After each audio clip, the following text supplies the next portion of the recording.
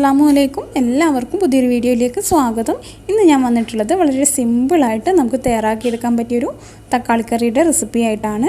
വളരെ കുറഞ്ഞ ഇൻഗ്രീഡിയൻസ് വെച്ച് വളരെ ടേസ്റ്റി ആയിട്ട് നമുക്ക് തയ്യാറാക്കിയെടുക്കാൻ പറ്റും ഈ ഒരു തക്കാളിക്കറി. അപ്പോൾ നമുക്കിതെങ്ങനെയാണ് തയ്യാറാക്കിയെടുക്കുന്നതെന്ന് നോക്കാം. ഇവിടെ 2 വലിയ തക്കാളി ചെറുതായിട്ട് കട്ട് ചെയ്തെടുത്തിട്ടുണ്ട്.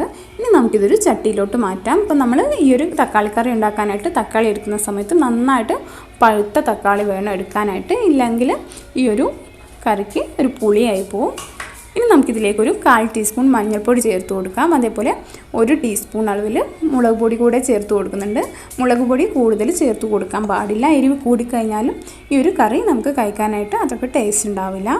ഇനി നമുക്കിതിലേക്ക് ആവശ്യത്തിന് വെള്ളം കൂടെ ഒഴിച്ചു കൊടുക്കാം. ഈ ഒരു തക്കാളി വെന്ത് കിട്ടാൻ ആവശ്യമുള്ള വെള്ളം മാത്രം ഒഴിച്ചു കൊടുത്താൽ മതി. ഒരു 1/2 കപ്പോ അല്ലെങ്കിൽ ഒരു 1/4 കപ്പൊക്കെ ഒഴിച്ചു കൊടുത്താൽ മതിയാവും. നമ്മൾ കൂടുതൽ വെള്ളം ഇതിലോട്ട് ഒഴിച്ചു കൊടുത്താൽ നമുക്കിത് വറ്റിച്ചെടുക്കാനൊക്കെ ഒരുപാട് സമയമെടുക്കും. ഇനി ഇതിലേക്ക് ആവശ്യത്തിന് ഉപ്പ് കൂടെ ചേർത്ത് കൊടുക്കാം. ഉപ്പ് ചേർത്ത് കൊടുക്കുമ്പോൾ ഒരുപാട് തന്നെ ആദ്യം ചേർത്ത് കൊടുക്കണ്ട. ഈ ഒരു തക്കാളിക്കൊക്കെ ചെറിയ പുളി ഉണ്ടാവും. അപ്പോൾ അവസാനം ആവശ്യമുണ്ടെങ്കിൽ ചേർത്ത് കൊടുക്കാം. ഇനി നമുക്ക് ഫ്ലെയിം ഓൺ ചെയ്തിട്ട് ഇതൊന്ന് അടച്ച് വെച്ച് നന്നായിട്ടൊന്ന് വേവിച്ചെടുക്കാം.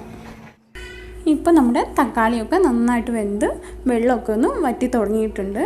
അപ്പോൾ ഞാൻ കുറച്ചധികം തന്നെ വെള്ളം ഒഴിച്ച് കൊടുത്തുകൊണ്ട് എനിക്ക് കുറച്ചധികം സമയം എടുത്തിട്ടുണ്ട് ഈ ഒരു കറി റെഡിയാക്കി എടുക്കാനായിട്ട്. അപ്പോൾ നിങ്ങൾ ഒഴിച്ച് കൊടുക്കുമ്പോൾ കുറച്ച് മാത്രം വെള്ളം ഒഴിച്ച് കൊടുത്താൽ മതി.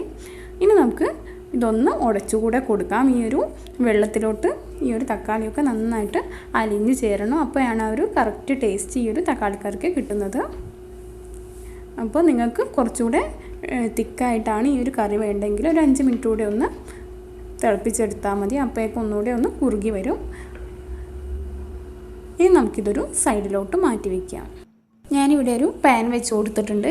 ഇനി ഇതിലേക്കൊരു 2 ടേബിൾ സ്പൂണോളം വെളിച്ചെണ്ണയാണ് ഒഴിച്ച് കൊടുക്കുന്നത്. ഓയിൽ ഒഴിച്ച് കൊടുക്കാൻ പാടില്ല. ഇനി ഈ ഒരു വെളിച്ചെണ്ണ നന്നായിട്ട് ചൂടായി വന്നതിന് ശേഷം നമുക്കിതിലോട്ട് ഒരു 1/2 ടീസ്പൂണോളം കടുക് ചേർത്ത് കൊടുക്കാം.